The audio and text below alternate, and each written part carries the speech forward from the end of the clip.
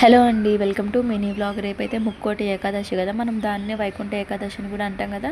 So దానికోసం అయితే house మొత్తం క్లీనింగ్ అయితే చేస్తామన్నమాట. ఇక్కడ బూజులు తుడిచి కసువులంతా ఊడ్చి కిచెన్ మొత్తం క్లీనింగ్ చేసి సో అంతా క్లీన్ అయితే చేస్తామన్నమాట. రేపు ఏంటి అంటే వెంకటేశ్వర స్వామి టెంపుల్స్లలో ఉత్తరవాకిలి అనేది తెరుస్తారు. రేపు మాత్రమే అంటే ఏకాదశి మాత్రమే తెరుస్తారు.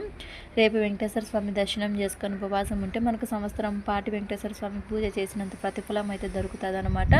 రేపు మేము కూడా దేవుని దగ్గరికి అయితే వెళ్ళొచ్చు అని చెప్పి హౌస్ మొత్తం క్లీన్ అయితే చేస్తున్నాం అనమాట.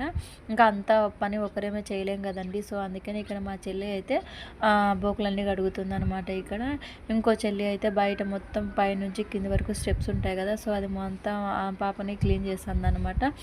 అందరం హెల్ప్ చేసుకుంటేనే కదండి తొందరగా పనులు అయిపోతాయి. ఒక్కరే చేయాలంటే అందరికి మొత్తం టైర్డ్ అయిపోతుంది కదా. సో ఇంకా ఎన్ని బండలన్నీ కడిగి బయట ప్యానెల్ అలికేసి ఇంకా ముగ్గు అయితే పెట్టేసామన్నమాట. మీ పనులు ఎంతవరకు వచ్చాయండి? మీలో రేపు ఎంతమంది టెంపుల్కి వెళ్తున్నారు?